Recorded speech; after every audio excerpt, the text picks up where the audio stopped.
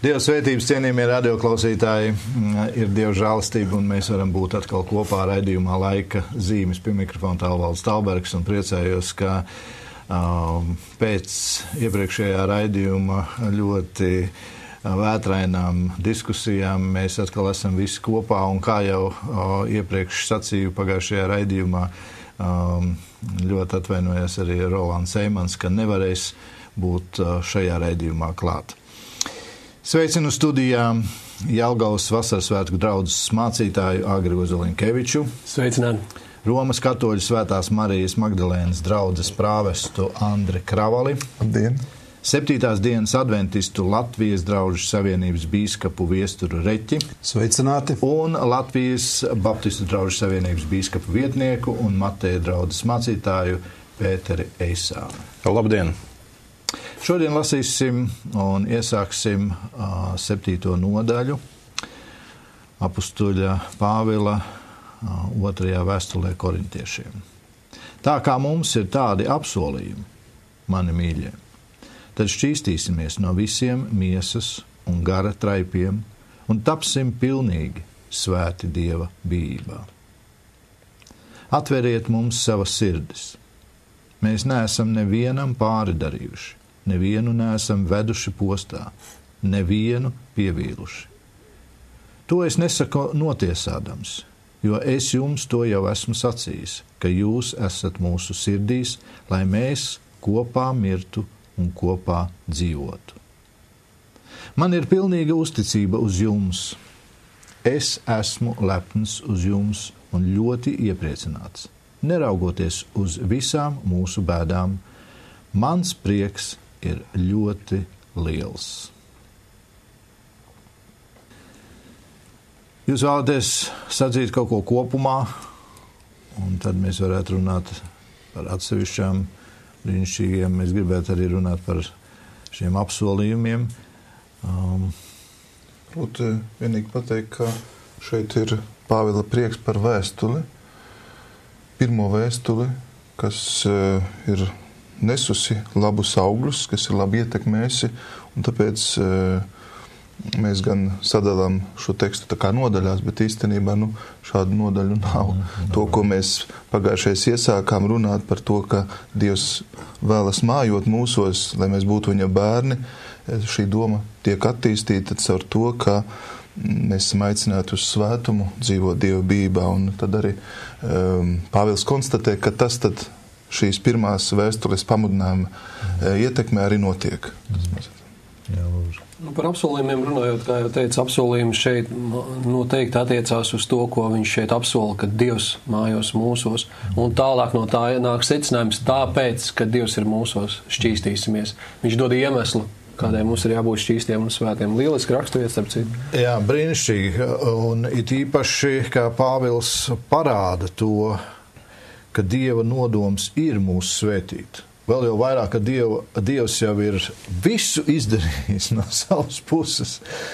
Pat arī apsolījums devis, kurus viņš arī tur.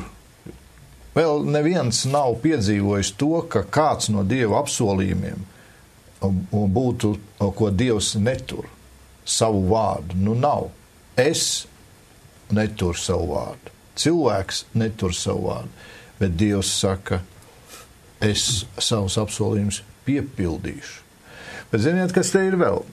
Tad, kad tu agri sacīji par apsolījumiem. Parasti jau man arī patīk tos foršos labos apsolījumus izcelt ārā. Bet redzi, pagājušajā raidījumā mēs arī par to runājam.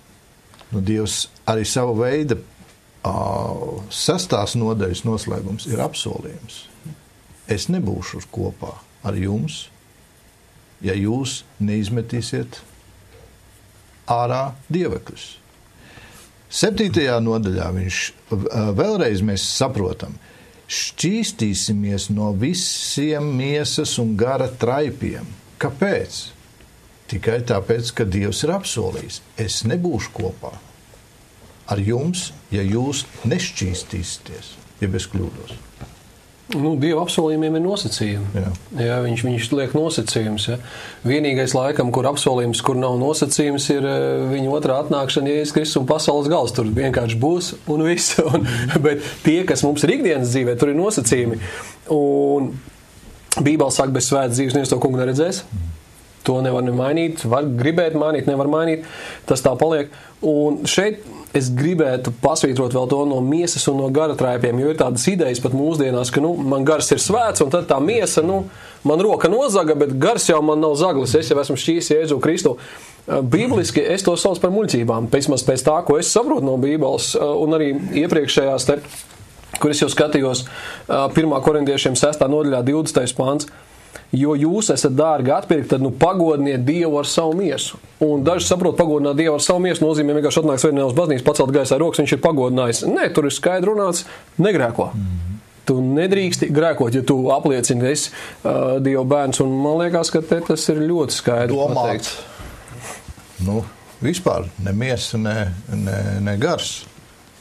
Tā liekas, es tikai padomāju. Ļauni. Pa kādu citu. Bet, ja vēl runā par apsolījumiem, man liekas, bieži vien tas mūsu šī laika pasaules tas redzējums, kā mēs lietas saskatām, ietekmē arī, kā mēs redzam Bībeli un Dievu vārdu.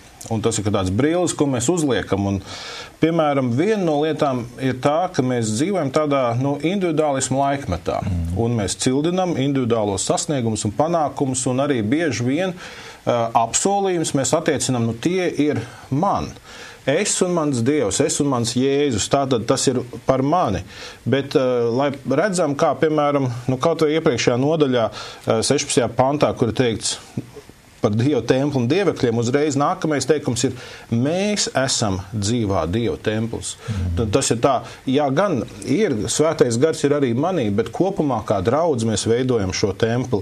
Un arī 7. nodaļā, atkal apskatāmies, viņš atkal runā par apsolījumiem, un 2. pants atveriet mums savas sirdis. Un atkal ir par to, kā šī dievība un tieši apsolījumi piepildīsies arī, ka viņi ir vienoti, ka viņi vienoti kā draudzi, ka apustuļu mācībai seko, ka viņi netiek izstumti.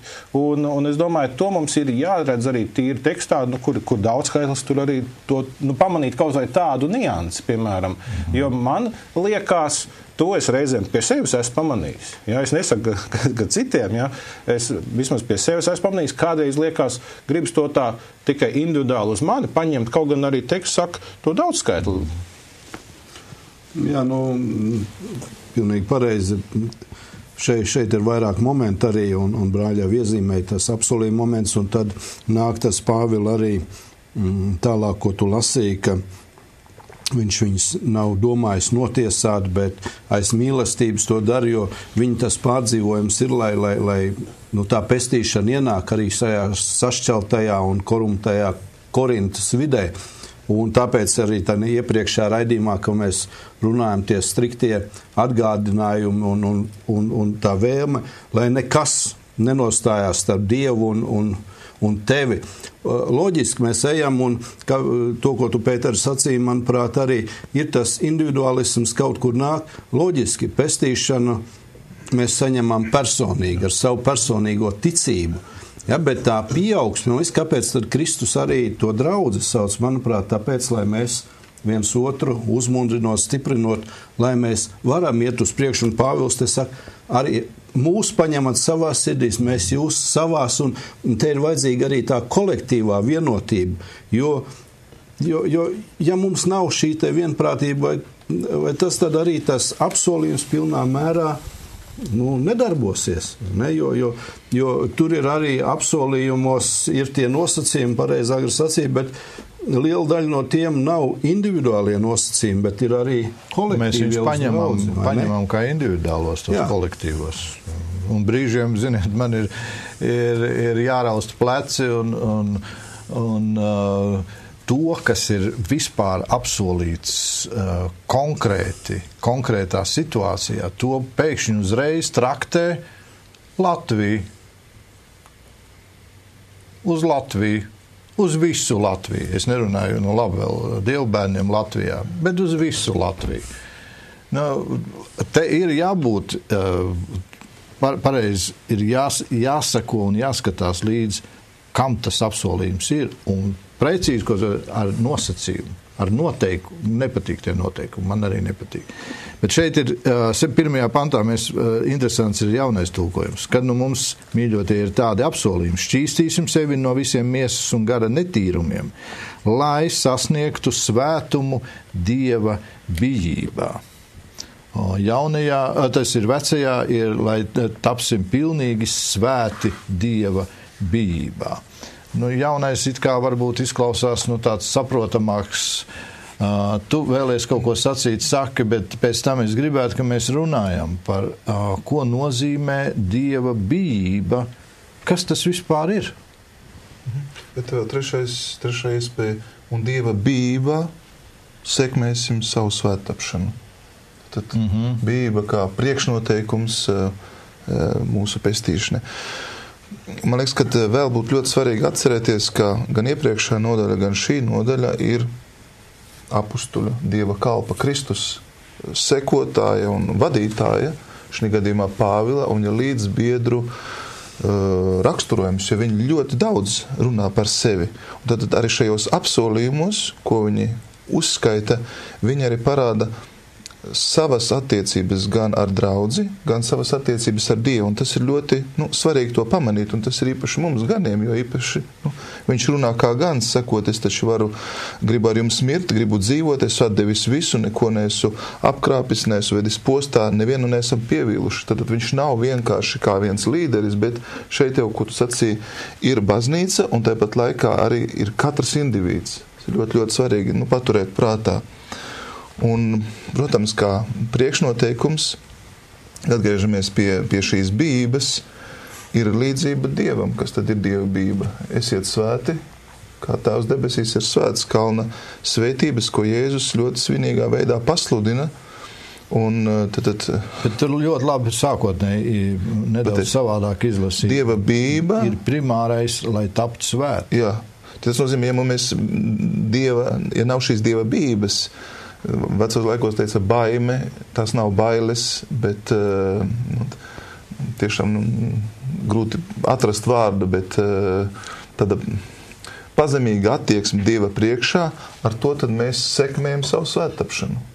Tas, ko mēs runājam pagājušajā reizē, paturam priekšā Dievu, kas ir svēts, un viņa svētums atstarojās mūsos, viņa svētums Dievam pakārtotā dzīvē dara savu darbu.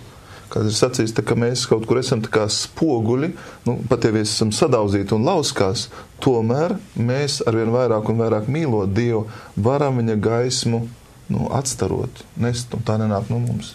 Drusīņi pirms mēs pāriem pie bijības jautājuma, man gribētos, es saprotu, ka ir divi pretēji uzskati, varbūt kristietībā, un viena uzsver to, ka Dievs mums piešķir savu svētumu, tā kā pozicionāli mēs esam svēti, ja, un tā prasakots var nolikt karot nevis debesīm, vēl neko neizdarīs, jo viņš man ir šķīstījis.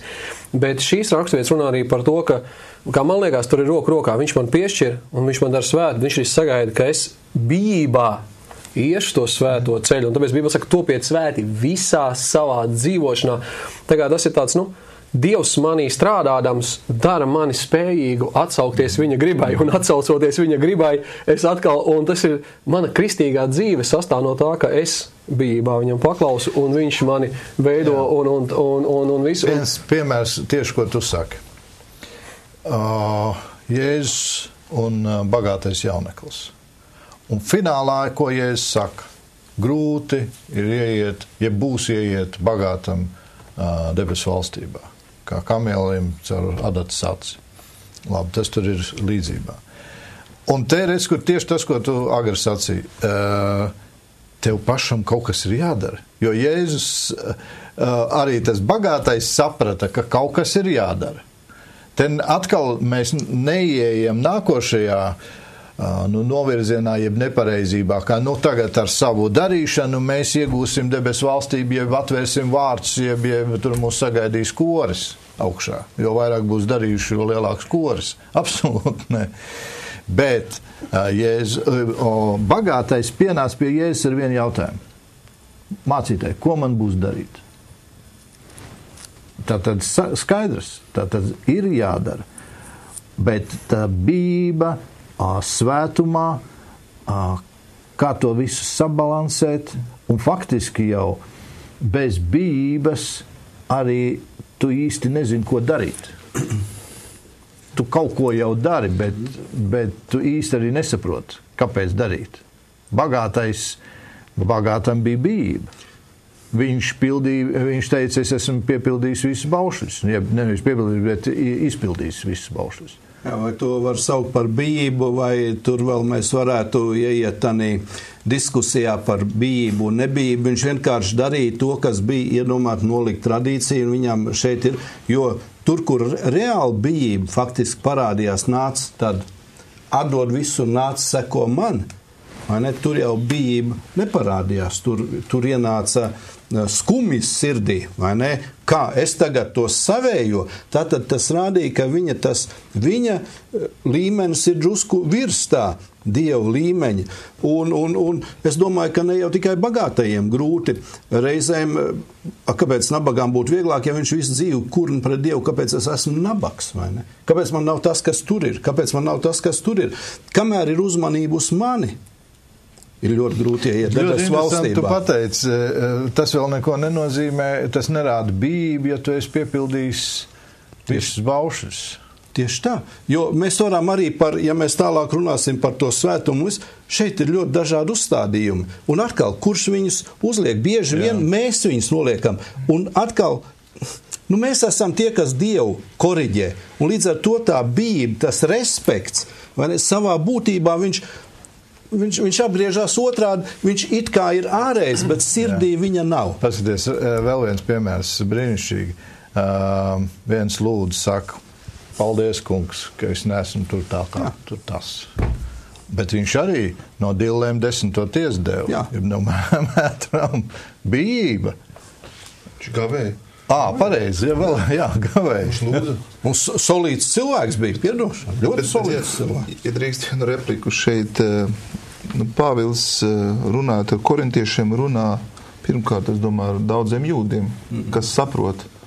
Un šī problēma bija jau Jēzus laikā, kad Jēzus jautā, no kurienes tad, kas apgāna cilvēku, vai tās ir ārējās lietas, kad tu pieskaries, vai tas iedalījums šķīsts un nešķīsts ir tas, kas tevi padara svētāku vai mazāk svētu, un tad viņš atgriežas pie cilvēka sirds, no kuras viss iziet. Un patiesībā šeit Pāvils iet tālāk, viņš saka, ar to vien nepietiek, ka jūs miesā šķīstieties, bet arī garam var būt savi traipi. Tas nozīmē, ka tu vari būt grēka situācijās, tu vari nesekot garam, un arī visam, kas tu esi, tev ir jātop šķīstītam. Tādā veidā, ja tev ir jāpiedara pilnīgi vairs nekas, patiesībā ne darbu pildīšana, ne šis iedalījums šķīsts, nešķīsts, bet tiešām, kā agrī jūs sacījāt, ka tas kopā Dievs tevi šķīsti, un tu pats esi atvērts, un vēlies šo Dieva svētumu un šķīstumu, un tādā veidā, notiek arī tā izlīdzināšana starp žēlastību un darbiem. Es atceros, pagājušajā raidījumā mēs runājām par sabatu. Un redz, kur atkal bijība tā kunga priekšā. Strikti. Saule lec, saule noriet, es izpildu visu. Bet patiesībā vai ar to ir parādīt? Nē, nevis parādīt, bet tā patiesā bijība. Un brāļi, tagad es gribētu, nerunāsim par negāciju, bet runāsim par grāciju, gāciju. Pasakiet, kas ir patiesā bijība tā kunga priekšā? Mīlestība. Bijība nekādīgi nebūs nošķirama no mīlestības, jo baiļi nav mīlestībā. Un mēs nevaram teikt, ka bailes kādi ir motivējušas uz šķīstību un mīlēt Dievu. Taču tas, kas ir mīlējis Dievu, tas ir atkal un atkal savā dzīvē bijis tāds, kas ir šķīsts, kas vairās no grēka un vairās no ļauna. Un tieši tādēļ jau atkal mēs jau 5 minūtes par to runājam, ka tas nav par to, kas ir tādi ārējie parametri, bet tie, kas ir sirds parametri. Tādēļ, manuprāt, dievbijība bez mīlestības uz Dievu ir nesavienojama. Es gribētu atgādināt, ka mēs esam tomēr rietumnieki. un Bībele ir austrumnieku grāmata. Un mums regulāri ir problēmas salikt kopā it kā pretrunīgus jēdzienus. Dievs ir taisnais soģis un Dievs ir mīlestība. Un tad mums sākās, Dievs nevienu nesodīs, vai Dievs tagad visus sodīs un galējības. Un arī šeit, kā Pēters norāda uz mīlestību, super pasvītroja. Un tomēr vārds bijība savā saknē nozīmē bailes. Un tu nevari viņus atraut vienu no otra, tev nekas nesanāk. Un mums visai gribās, vieni tikai baidās no Dieva, un citi grib tikai mīlēt, bet tad, kad tu dabūni to kopā, kad tu ieraugi to kopā, ja, ir klasiskais stāsts, ej un negrēko vairs sievietē, kur ir pieķerta laulības pārkāpšanā, un vienu uzsver, redzi, viņš viņai neko neizdarīja, un otsaka, bet viņš teica vairs negrēko. Viņš pateica abas lietas. Un ja šī sieviete būtu turpinājusi grēkot, kā jums liekas, kas notiktu? Ja? Līdzīgi kā ar slimam, šakēju negrēko vairs, tad nenotiek vēl ļaunāk. Ja? Tāpēc, kad tas ir kopā, kad man ir īsta dievbijība, un es saprotu viņa mīlestību, un es viņu mīlu, tad patiešām tas parādās. Un runājot par to, kā es varu zināt, vai man ir dievbijība, augļi, tikai augļi, jo es otru cilvēku sirdi neredzu. Viņa dzīves augļi man rāda, vai tas ir dievbijīgs cilvēks vai nē. Un arī tad es reizēm nevaru līdz galam pat to saprast vēl. Par šo bija interesanta līdzība Jēzum. Mateja evaņģēlijā viņa ir rakstīta, kur kungs uztic lielu naudu, talantus saviem kalpiem. Un interesanti, ka tas, kas ir raksturots beigās kā neusticīgais kalps, viņš saka, man bija bail no tevis, jo tu esi bargs kungs. Bet beigās mēs redzam, viņš pieminēja bailes un piesauc un tā kunga bardzība, bet tie augļi kādi bija pilnīgi nulle. Un tas ir tieši arī tas iemesls, kādēļ es saku, beigās tie augļi ir no tiem, kas mīl kungu, un to ir sapratuši. Mums visiem ir bērni. Es atvainojos. Es zinu, un garīgie bērni. Tev ir garīgie bērni. Un mēs zinām to, ko nozīmē bailes, bijība. Un kā, es pat gribētu teikt pilnīgi pareizi, kā komplektējās šī bijība, jeb kā veidojās bijība. Tas bailes ir, vai nu ir bailes vai nav, bet bijība, manā uztverē, viņa veidojās, jeb viņa izauga, jeb viņu es veidoju, jā, varbūt es piespiežu arī, jeb tas kungs man parāda, ka pagaidi bīsties, jo savādāk, pagaidi, tu neesi virs Dieva. Viena attieksme, bez kuras dievbijība nav iespējama, un tā ir pazemība. Viņš par to runās mazliet tālāk, bet Dievs, kas iepriecina pazemīgos. Protams, mīlestība, bet pazemība nozīmē apzināties savu stāvokli. Tas nozīmē arī būt atvērtam mazam, un Dievs paceļ pazemīgo. Pazemība Dievu priekšā. Jā. Ja drīkst jau pie tā, ko vēl pāris vārdus sacīt, brāļa jau lieliski izgaismoja un faktiski parādīja dažādas aspektus. Un droši vien jau realitāte ir tā, ka brīžiem mums ir bailes no Dieva. Un tad ir tas, kad tu ieej tanī Dievu bijības. Interesanti, es lasīju pāris nedēļas atpakaļ kādā stāstiem. Tieši arī par šo bija tāda maza definīcija kaut kur, ne definīcija. Kāds tā vienkāršot sacīt, tas ir, tu bijies, ja tev ir tas respekts, ka tu palaidi otru sev priekšā. Ka tu nenostājies viņam priekšā, bet ļauj tam otram nostāt. Es domāju, tur ir arī zināma gudrība un zināma tā attieksme mūsu attiecībās ar Dievu pareizi. Nākas arī izgaismot, te ir gan mūsu tā daļa, un Pāvils to iezīmē, un te ir Dieva gara darbs, Dieva darbs, nāk tas auglis, un kas to nobriedina, un kas rāda, vai tev ir tās attiecības ar Dievu vai nav, vai tu audz tanī, tu svēt topi, tu kļūsti svēts, jo tas ir nošķirts, kam tu esi nošķīries. Tāpēc jau Pāvils te iepriekšējā nodaļā tur, kad mēs runājam, nošķiraties no tā, ar ko tu kopā, kam tu esi nodalīts, ar ko tu kopā ej. Un šeit ir tas, kad mēs aizaugām līdz tam, jo bieži vien reliģiskajā dzīvē, kas nav varbūt tā, grūti tā formulēt, reizēm nākās nodalīt reliģiju no ticības. Vai ne? Mēs reliģijā saprotam, es esmu konfesijā, ja es to un to izdarīšu, tad Dievam ir jābūt priecīgam ar mani. Vai ne? Un man palīk vienkārši, tad es vairs nebaidos, šonedēļ es esmu nokārtojis līdz nākamajai reizē. Bet tad, kad ko Pāvils faktiski šeit saka, te ir gan tā mīlestība, gan pazemība, jūs esat mūsu sirdīs, mēs jau jūs nenosodām, mēs gribam, lai jūs baudat to, mēs mīlam jūs, un tāpēc mēs arī aizrādām vai vēl ko darām ar jums. Lūk, šeit, un te ir tā bijība faktiski arī Dievu priekšā, jā, tur ir milzu respekts, jo mēs jau Dievu nemaz nevaram nodefinēt.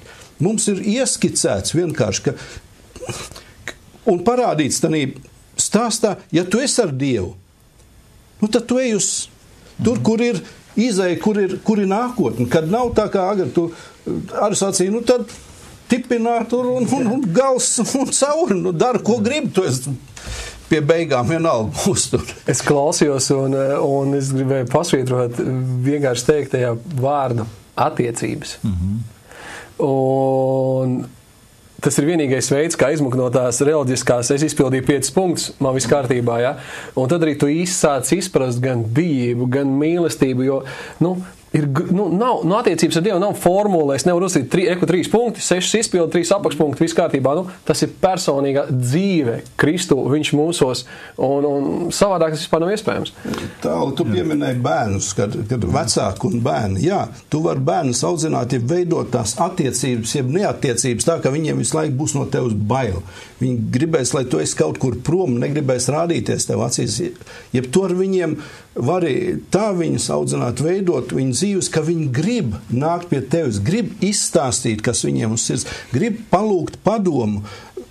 Viņi varbūt daudzas lietas pat zinās labāk un vairāk kā tu, bet būs respekts kaut kur. Viņi atzīst, tu esi mans tēvs vai tu man māte, un mēs mīlām un respektējam. Un tās ir, te ir tās attiecības. Tu viņas nevar salikt vienkārši. Jā, nē, bet tas ir, kas nāk no sirds.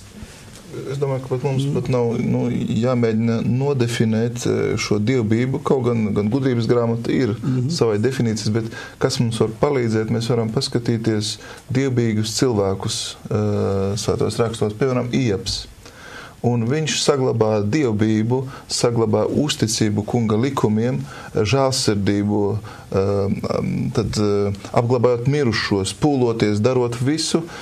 Un man liekas, ka dievbība nozīmē tad šo dieva mīlestību, ja, saglabāt, neskatoties, kādi ir apstākļi, kādi laiki. Un īstenībā Pāvils jau vēlāk par to ļoti labi runās. Viņš teiks, mēs taču esam apspiesti iekšējās bailēs, ārējās cīņās un tā tālāk, bet mēs paliekam mazi, mēs paliekam uzticībi un mēs esam iepriecināti, pat ja ir bēdas, prieks paliek. Tad es domāju, ka dievbība, patiesa dievbība, kā jau brāļi sacījāt, viņa apvieno sevī gan šo mīlestību, gan pazemību, gan arī Dieva bailes, respektu pret Dievu, jo tas ir dziļi reliģisks tikums, kas ir katrā cilvēkā, bet šeit viņš izpaužās jau nevis formāli, bet attiecībās. Viņš izpaužās attieksmē pret to, kas tevi mīl, pie kura tu ej, pēc kura tu tiecies. Lasīšu Jesajas grāmatu 11. nodaļu, 3. pantu, un tas ir par Kristu. Bijība tā kunga priekšā būs viņam salda smarža. Viņš netiesās pēc tā, ko viņa acis redz, un nespriedīs pēc tā, ko viņa ausis dzird. Bet viņš tiesās nabagus pēc taisnības, un cietējiem virs zemes spriedīs goda pilnu tiesu, un pēc patiesības. Bet varmācīgos viņš sitīs ar savas mutes zizli, un bezdievus nokaus ar savu lūpu dvašu. Es nelasīšu tālāk, jūs to brīnišķīgi zināt. To var tikai tad, kad nevelk jūgu kopā ar citu jūgu. Tas ir tikai iespējams. Tad, ja ir bijība tā kunga priekšā, tad nebūs vairs jautājumu. Varbūt kā tas izskatīsies. Kā tas izskatīsies cilvēku priekšā? Kā tas izskatīsies tur? Nē, man interesē vienīgi tikai kungs. Es bīstos tev. Ziniet, tad, kad es vispār domāju par bijību, tad man vienmēr ir jādomā tās reizes, kuras ir aprakstīts Dievvārdā, kur Dievu vīri pravieši ir tikušies ar Dievu, jeb ar eņģeli, jeb ar ko. Paskatieties, kas tur notiek. Tur sabrūk, nokrīt vai ceļos, vai vienalga, es esmu nešķīsts, manas lūpas ir nešķīsts. Tur vispār saprot to, šeit mēs esam lieli un vareni. Mēs ejam ar Dievu. Mēs ejam ar Dievu, jā un āmen. Bet pa īsto Dievu bijību es nezinu, vai vispār mēs tā īsti saprotam. Es to sev saku tagad. Es to nesaku jums, brāļi. Varbūt jūs saprotat. Bet tā pa īstam, ka tu, arī reizē nodreb līdz pašiem sirds dziļumiem. Un es tagad atminos, tā reize man bija tad, ka man bija 11 gadi. Un kad es nokritu ceļos un saucu uz to kungu. Kungs apžēlojies un piedod mans grēkus. Jā, tad es atminos, tā bija tā pirmā reize, kad es vispār sāku saprast. Man reizē arī bija bail. Es negribēju iet uz elli. Tās ir tās bailes. Bet tāpat laikā, kungs, es zinu arī to, es jau biju lasījis, jau kaut ko zināju, ticīgā ģimenē audzis, katru svētdienu uz baznīcu. Un tad manā uztverē viņa veidojās šī bijība, un tad, ja mēs vēl ejam tālāk, lai viņa veidotos svētumā, jeb svēta bijība, šķīsta bijība. Tas ir pārsteidzoši, kad mēs paskatāmies Dievvārdā par bijību. Tik ļoti, ļoti daudz Dievvārds runā par bijību tā kunga priekšā, tīpaši vecajā derībā. Gudrības sākums ir bijība, piemēram, tur noteikti ir jāsasaista. Tu kā bērns vienā brīdī nāc pie Dieva atziņas. Dievs tev sevi atklāja un tas ievet cilvēku briedumā. Psalms 111.10. Bijība tā kunga priekšā ir visas gudrības sākums. Tas visu labi izjūt un saprot, kas tā dara. Viņa slava paliek mūžīgi. Jā un āmen. Teiksim, tā ir pareizā mēraukla, jebkurā situācijā, jo tu vienmēr saglabā tās attiecības ar Dievu, tu tās nekad nevēlies pazaudēt, lai kas tevi ietekmētu vai kāda apstākļa vai situācijas būtu. Jo man liekas, ka tur ir arī gan tas kults, ko tu nes Dieva priekšā, gan tur ir tavs gars, gan tur ir patiesības jautājums, gan arī gudrība. Ja cilvēks būtu gudris, viņš taču būtu dievbijīgs. Un mēs redzam, ka tad pietrūkst šīs gudrības, ja mēs nepraktizējam dievbijību. Man bija tas, ka tu teici, vai ne, Dievu priekšā saka nokrist, jā. Un tad mirklī es domāju par Pēteru, Jēzus mācekli. Un man liekas, tur bija arī kaut kas no šīs patiesās dievbijības, jo divi notikumi.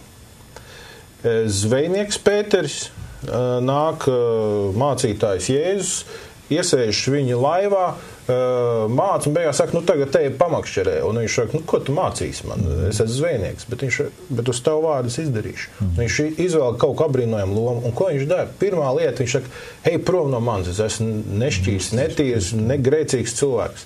Un to es redzu, ka sastapšanās ar Dievu, nevis mūsu pašizdomātu fantāzijas Dievu, bet īsto Dievu, vienmēr mums atklāja mūsu grēku. Un tur ir šī sabrukšana, kas arī ir viens no tādiem varētu būt dievbijības aspektiem. Bet otrs gadījums ir diezgan līdzīgs. Pēc tam, kad 3 reizes jau Pēters ir aizliedzis savu kungu, tā kā viņam bija tā krustā sišanas diena, un kas notiek tālāk? Viņš aiziet un iet zvejot. un atkal vienā jaukā dienā kungs ir krastā, un viņš zvejo, un atkal pilns tīkls, un viņš saprot, tas ir kungs. Un šoreiz viņš nebēg, viņš nesaka, ej prom vai esiešu prom, viņš skrien. Viņš nevar gaidīt ar visiem citiem, viņš metās ūdenī, viņš grib būt pie tā kunga.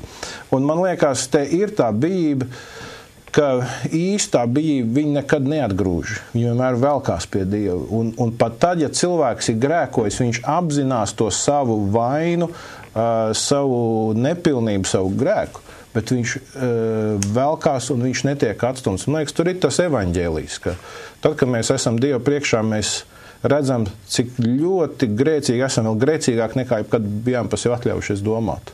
Un vienlaicīgi vairāk mīlēt nekā jebkad mēs būtu varējuši cerēt, ka tāda būs. Bet patiesībā, vai tas tad tā nav tā, katrā dievkalpojumā vajadzētu būt grēku nožēlas brīdim?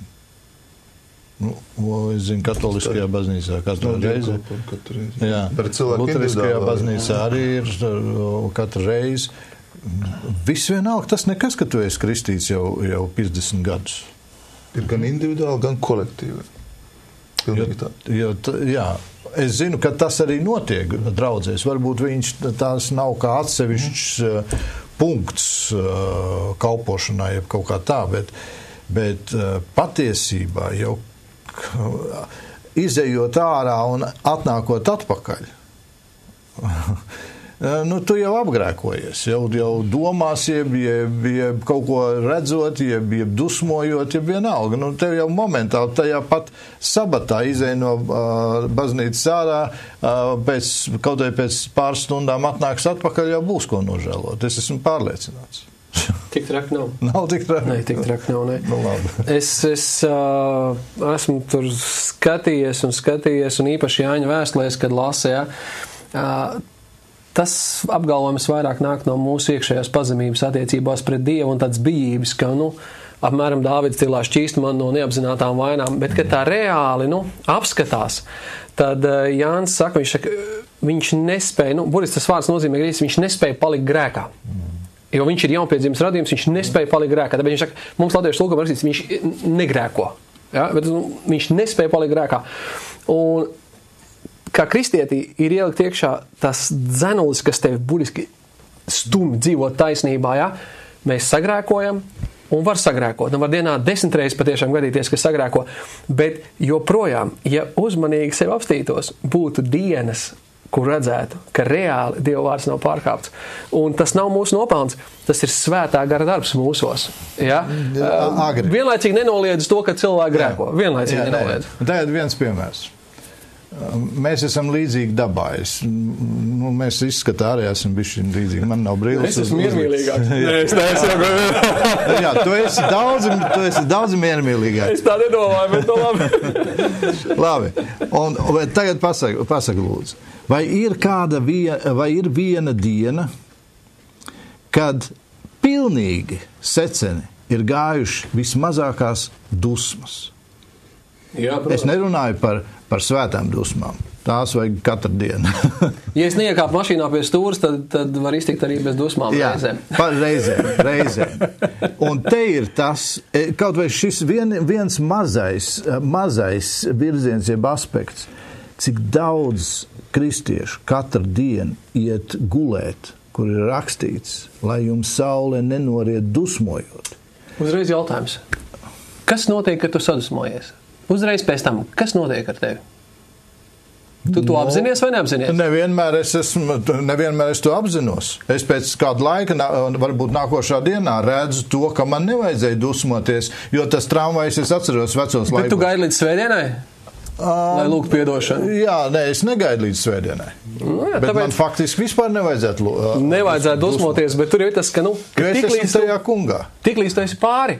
Jā. Tu zini, ka tu esi pāri, un svētais gars tevi runā. Protams. Un tu saki, Tēvs, piedod man. Jā. Un tāpēc viena daļa bieži vien sanāk, ka tu jau baznīcā saki, piedod man. Patiesībā tu jau esi par to paprasījis piedošanu jau pirmdienā paprasīji, piekdienā, sestdienā, svētdienā paprasīji no rīta.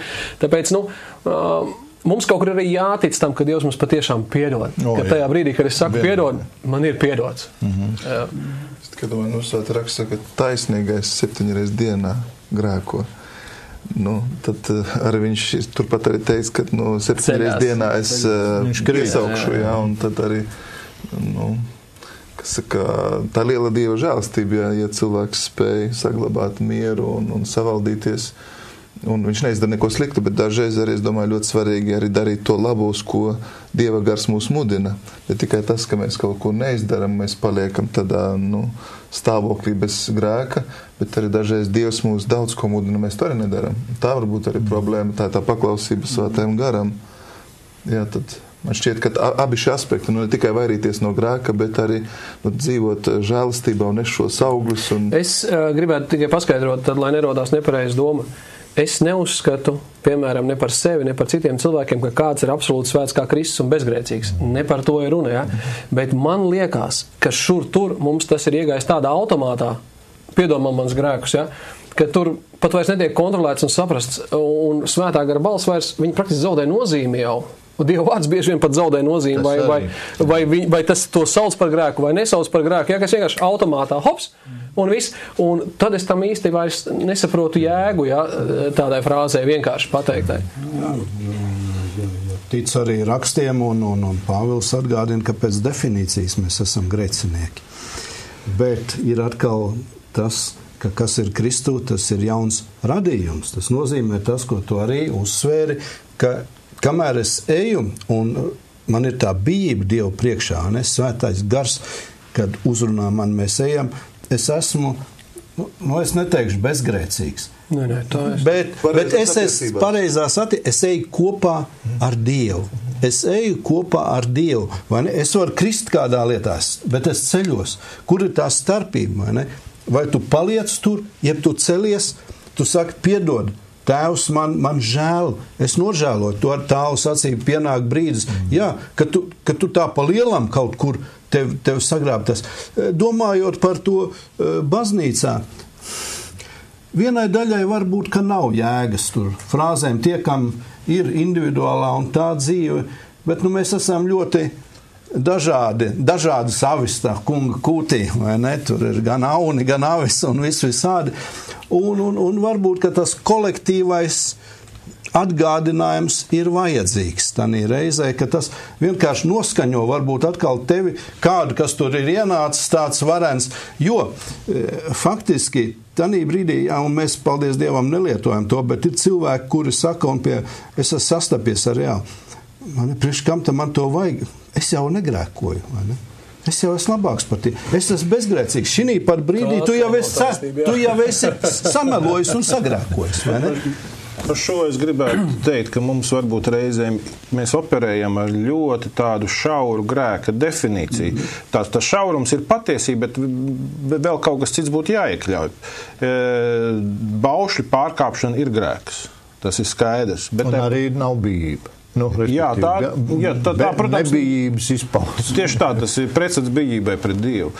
Bet tāpat laikā mums ir jāskatās farizeji. Viņi saka, mēs visu izpildām. Viņi pat no dilēm destoties pedantiski ir devuši. Un varētu teikt, viņi ir tik labi, ka viņiem nav ko nožēlot. Jeb Jēzus stāsta līdzību par 2 brāļiem, kur viens aiziet skaidrā grēkā, kā mēs teiktu, uzdzīvē un baudkārē un visu ko, bet ir otrs brālis. Un atkal mēs redzam, tas otrs brālis bija tas labais brālis, un viņš bija tik labs, ka beigās viņš pat nevarēja ieiet Dievu klātbūtnē ne jau dēļ savu ļaunumu, bet dēļ savu labumu.